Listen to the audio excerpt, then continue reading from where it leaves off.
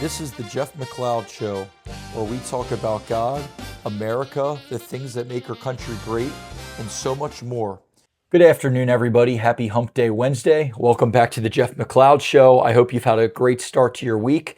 We're going to be discussing autism with this week's episode and the rise in rates throughout the years. So the more I was studying for this podcast, the more I realized that the facts are indisputable. So a lot of the left likes to tell you, oh, there's not really been a rise in autism. There's no correlation. Well, something is happening and we don't know what it is. So my personal stance is I am for freedom. So if you would like to get vaccinated, you can get vaccinated. If you don't like to get vaccinated, then you don't have to get vaccinated. That's where I stand. Many of these sicknesses were killed initially, and vaccines did have a good effect initially. But years later, those sicknesses and diseases aren't as widely available. So if a small percentage of the population decides that they don't want to receive all the vaccines, it's not going to hurt other people. And I would like to say that and make that abundantly clear. As far as my stance, I think some vaccines are good, some are bad. I just think babies especially should be staggered. You shouldn't have a bunch of shots all at once. It should be a staggered amount because it's a lot of substance to be putting into a baby. So at the very least, I think doctors should prescribe, and it doesn't hurt at all, right? So if they stagger them and stagger the vaccines over a longer period of time, it might be more helpful. But there is some sort of potential correlation, maybe it is, maybe it isn't, between vaccines or the health community over the last 60 years and the rise in autism. It could be our environment. That's possible. I mean, that hasn't really been studied at all. It could be vaccines themselves. It could be medication that children are being placed on. It could be medication mothers are taking during pregnancy. There are a number of different options as to why autism has risen, and we need to get into it. So during the 1960s, every 4 to 5 in 10,000 children were diagnosed with autism. Howbeit many were only diagnosed that had extreme cases. Today, I do think it's more readily diagnosable, even small cases of autism where it's not very noticeable. Like for instance, I know it's on a different spectrum, but Asperger's probably would not have been diagnosed back then. Those people would just be looked at as smart individuals. So I will say that the rise in autism could just be that there's a rise in testing and that everybody knows everything that's wrong with them nowadays, whereas 60 or 70 years ago, they wouldn't have. In the 1970s, cases rose to 4 to 10 in 10,000. So there was a slight increase. The first studies were conducted during this time. The first epidemiological studies by Lauder in the UK and later US studies found extremely low rates by today's standards. Incredibly low. And we're going to go decade by decade and see the rise in the rate of autism. In the 1980s, it was 1 in 2,500. So roughly 4 in 10,000. So the rate really did not increase. DSM-2 in 1980 and DSM-3R broadened definitions. The U.S. recognition increased. So doctors are starting to realize, hey, there are children with autism that might not be on the extreme end of the spectrum, but it's diagnosable. So they start diagnosing individuals with autism. I know this is a little bit anecdotal, and it's purely a experiential measure, but I know a lot of people who say when they were children, there were not many people that had autism. Like everybody almost was completely functional. And I get that's not empirical, but that there is some truth to that, the experiential evidence. So that's something to take into account as well. In the 1990s, it rose to 1 in 500.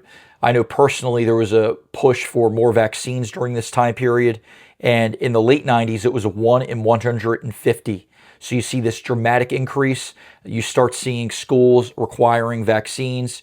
There's probably other ingredients in vaccines. There have been studies conducted that say that mercury that's added to a vaccine can increase the rate of autism. However, those findings have been very, very muddy and unclear, and there hasn't been a great study. Part of the reason there hasn't been a great study, though, is the pharmaceutical industry makes billions, if not trillions of dollars a year.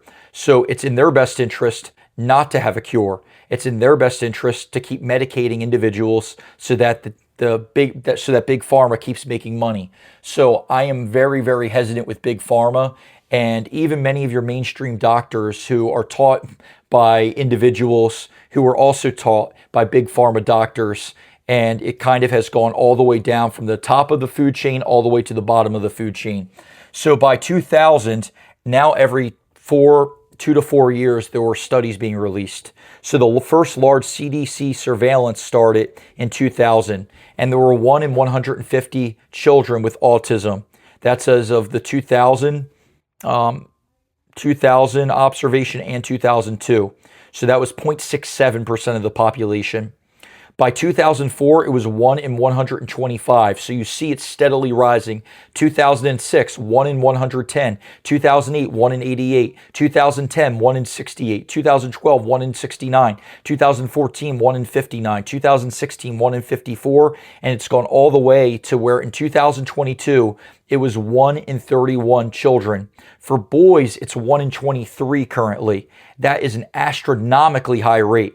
And in California and in states where I live, like New Jersey, it's as high as 1 in 13.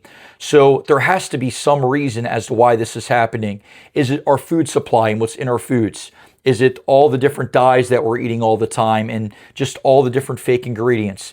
I would say probably not, because babies aren't eating that, right? That's going to be adults and young children consuming those chemicals.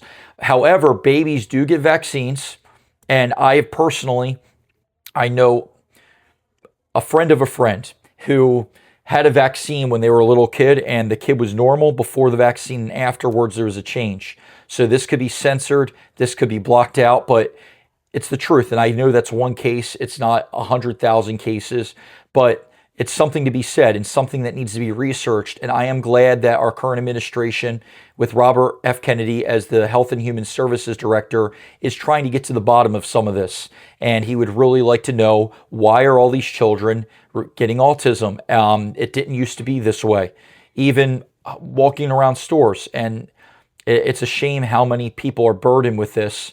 Not the parents, but how many kids are not able to have a normal life because of autism and the diagnosis. So it would be in our best interest to come down to the bottom of it. So in the 1960s and 70s, autism generally was considered extremely rare, and it was mostly only diagnosed in children with severe mental disabilities. In the 1980s and 90s, diagnostic changes happened, plus IDEA law in schools expanded recognition. So you started seeing schools pushing for, let's figure out who has autism so that we can put them in their own specialized classes. In 2000s onward, the CDC surveillance shows steady dramatic increases, largely due to diagnostic expansion, awareness, and service access. And that's to be debated and discussed. We don't really know what the rise is. Is it testing? It could be, right? Everyone knows the smallest things that are wrong with them nowadays. Is it that people are receiving more vaccines than they ever received? So there's several different factors. Is it exposure to certain chemicals? I don't know. Is it mothers taking certain medication during their pregnancy? But autism has raised dramatically, and any person with a mind who is a critical thinker, and I want that to be our key words for this podcast, is critical thinking in everything. Don't just buy into something because I say it. Don't just look at something on a Fox News, on Fox News and say, I believe it because it's Fox News. Or don't look at anything on CNN and say, oh, I believe this because CNN told me. Look at it yourself. Get quotes in context and read things out and explore, use critical thinking. Also think about how someone who has a different viewpoint than you will debate you, because that will help shape your mind and you'll find logical holes in your arguments. So, but in my personal opinion, you're kind of burying your head in the sand if you say, oh, there's nothing wrong and it couldn't be vaccines. It's certainly not. It couldn't be medication. Certainly not. When there's been a rise in medication and there's been a rise in requirement for vaccines over the last 30 years or so. So it's something that has to be explored. And I want to make my point perfectly clear. I do believe vaccines, especially in the 1800s, helped deliver us from scourges like smallpox. In the 20th century, the polio vaccine helped greatly. But a lot of times when those diseases are extinguished for all intents and purposes, the disease goes away. So there's not a need for there's only a need for maybe 1 or 2 generations to be taking that vaccine. So I'm saying I think vaccines were helpful initially, but I am still studying and still learning. I don't know about right now. I think some may be helpful, some might be harmful, and we have to discern between the two and do our research. And also, the government has to release research. Part of the reason we can't be super educated is because the government for so long has hidden from us the studies. All these vaccine companies receive immunity, so they're protected from lawsuits.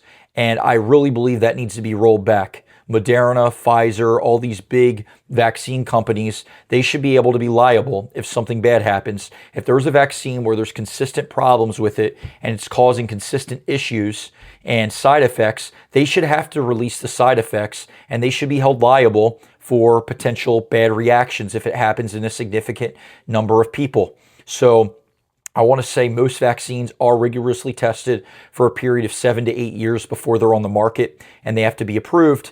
But when all these politicians in government have Big Pharma supporting their campaigns, Democrats and Republicans included, I don't know how you can be neutral. I don't know how our politicians are neutral when they're deciding these things. In fact, I don't think they are. And that's why I have some concern. And I'm not saying that everything's bad. I'm learning. And clearly, just by looking at evidence and seeing the evidence and the increase in autism, because there's been testing now for 15 to 20 years pretty rigorously.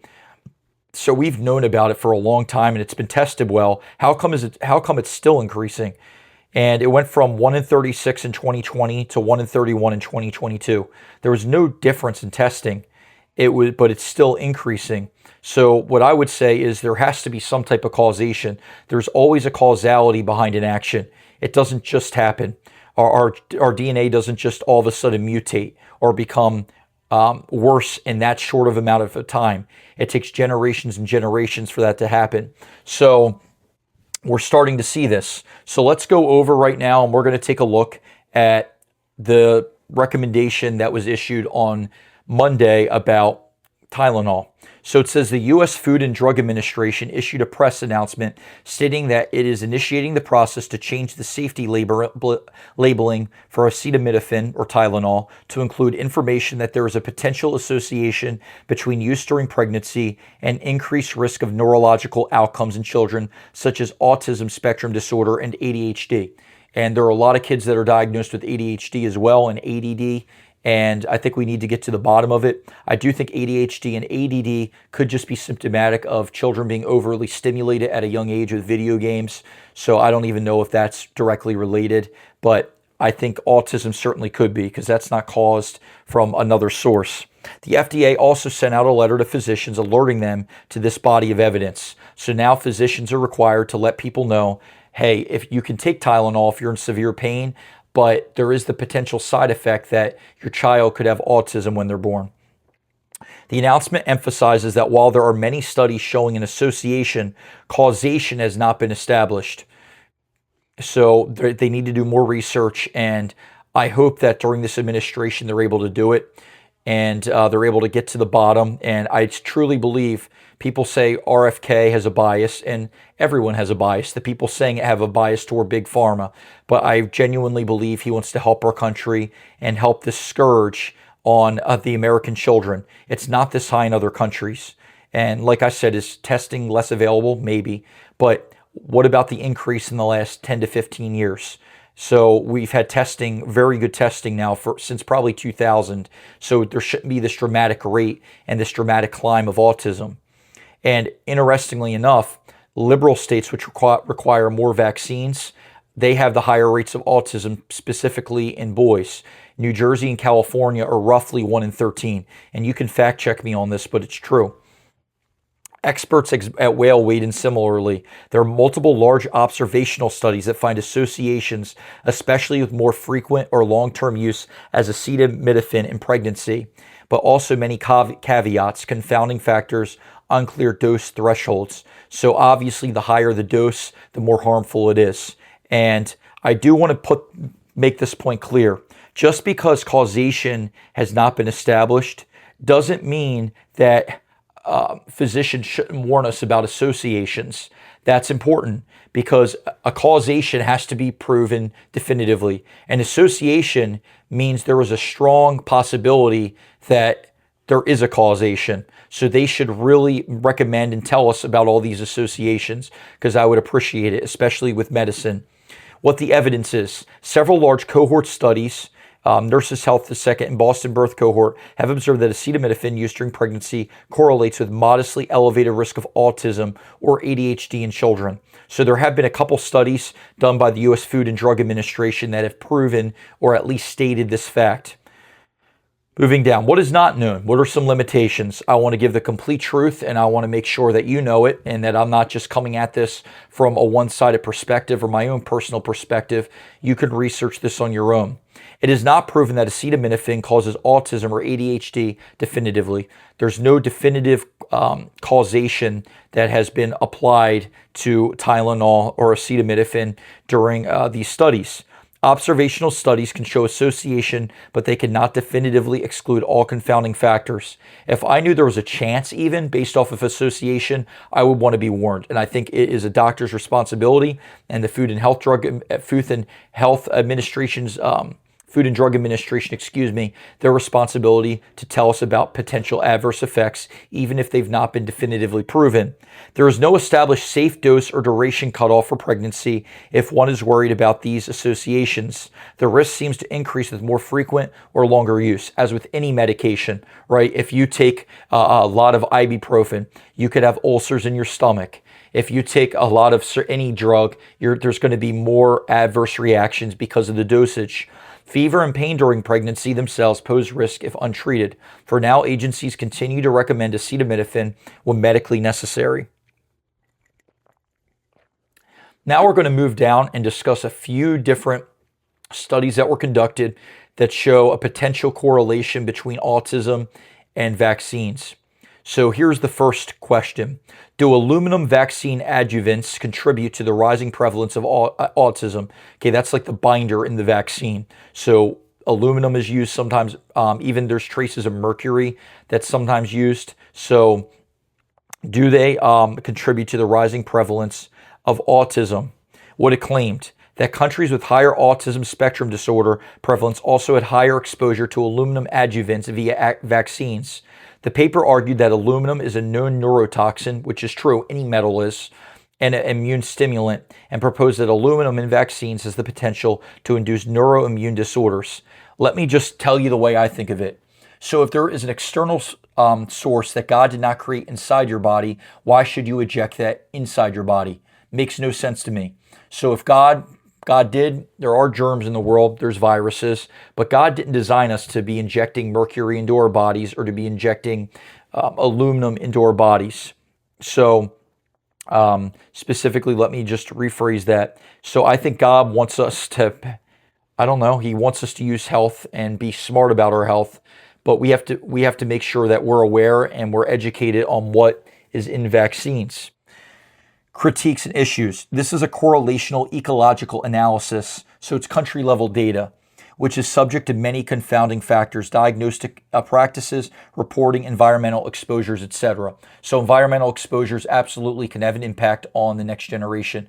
Look at Hiroshima and Nagasaki.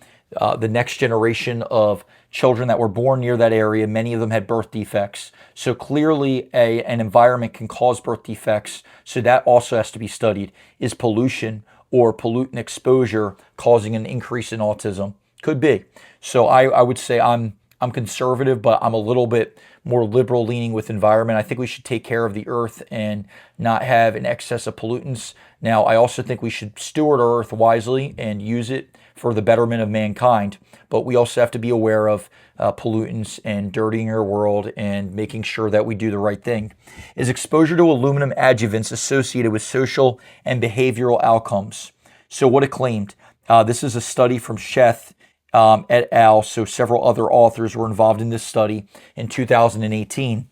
What it claimed, the authors report correlations between the total aluminum adjuvant given in childhood vaccination schedules and autism spectrum disorder rates in several Western countries. They argue the correlations satisfy many of the Hill criteria for causality and epidemiology. So that's something that needs to be studied further.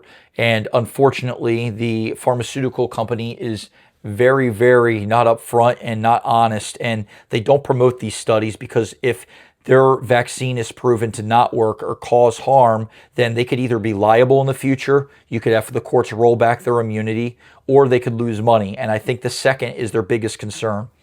There was another study done by Shaw and Tomlanjevic, if I pronounce that correctly. It's an Exley study funded by the Children's Medical Safety Research Institute, the CMSRI. And there were various studies from this group that have claimed links between aluminum or other vaccine components and changes in gene expression related to autism biomarkers. So they did this study on mice, and it was shown to have an effect on mice. Furthermore, just another bit of analysis as to maybe having our vaccine companies be more upfront is the Amish community, which don't accept vaccines. They have a very, very, very low autism rate. Is that because they're not checked and they don't go to the doctors? Maybe, but maybe not. Maybe they just have a lower rate. And I think personally, as I've said several times during this podcast, that if autism testing has been widely available since 2000 and the rate is still increasing, I think there has to be some external factor impacting that. It's either what we're putting into our bodies or what we're exposing ourselves to and our babies to, either in pregnancy or as a young child. There was another study conducted by the Omnibus Autism Proceeding, and it was a legal process in which several test cases were examined to see whether there was sufficient evidence to support vaccine autism claims. In 2009, the special masters concluded that the evidence presented did not support a causal link between vaccines MMR or thimerosal-containing ones and autism. So MMR is a very controversial vaccine. It's a 3-in-1, measles, mumps, and rubella, and it's a 3-in-1. Also a problem I have, and there haven't really been studies conducted on this, and is that many of your vaccines are done in bulk. So you have this tiny baby that weighs 20 pounds or less, and they're getting tons of vaccines pumped into them. So we have to do a study, maybe not on the vaccines themselves, but the sheer dosage of vaccines to see maybe if that's causing autism. Maybe it's the body overworks itself because it's fighting all these different infections and it messes up the mind. That's a very, very possible, that's a big possibility. So that's also something that needs to be studied. And ultimately what I'm looking for is for the Trump administration and for politicians in general, be upfront. That's all I care about. And that's what I think most of the American people are for, especially people that are that agree with RFK, with some of his stances. All we want people and the government to be transparent. Big Pharma, you need to be transparent. Politicians, you need to stop taking money from Big Pharma so that you promote their ideas. There shouldn't be shouting on the Congress floor every time anything is mentioned about vaccines. Elizabeth Warren recently was shouting at RFK. Bernie Sanders was shouting at RFK. And many of these liberal senators and even conservative ones were challenging RFK on this. And we know the reason you're challenging and you're so defensive is because you accept money. And you know if these companies lose money, you're losing your support. So you're going to do everything you can to keep the pharmaceutical companies in power because you're receiving money from them. You're receiving a stipend from them because they got you elected. That is completely unacceptable in American politics. We have a massive bureaucracy that needs to be handled, and we need transparency. And like I've said, all this episode, if there's studies that come out and they're independent, we need independent studies, by the way. I don't care about studies from the CDC. I want independent studies because they're not bought off by Big Pharma. And maybe separate studies could be conducted to determine whether these auxiliary studies, these external studies have bias in themselves. Maybe they're being funded by anti-vaccine individuals. So that needs to be checked as well. But I want transparency. And if that has to be done from an external source conducting experimentation on or figuring out all the different side effects on our vaccines, so be it. I think our pharmaceutical companies in America, for far too long, they've been charging a high price that they don't need to charge. Look at other countries in the world and the amount they charge for medicine. Look also as well at all the vaccines they've produced throughout the years. Why do they want babies receiving shots concerning potential sexual diseases? Unacceptable for a baby to receive that. Completely unacceptable. They're just assuming everybody is going to live loose morally. That's unacceptable.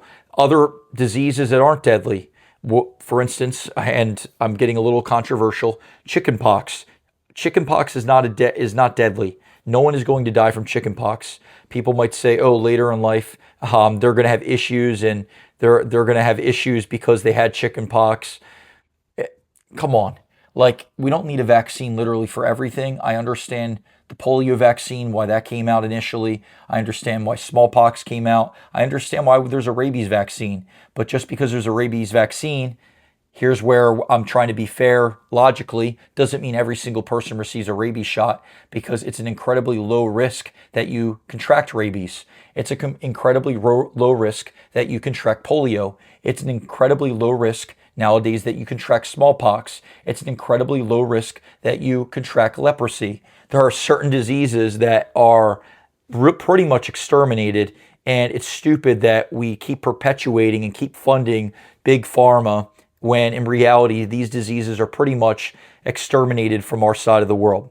So I hope you enjoyed this podcast. Please like and subscribe and follow for more information. We have great things coming. And remember today, be the best American you can be. Speak out, speak for the truth, even in controversial topics. And because truth is the most important thing, don't forsake truth.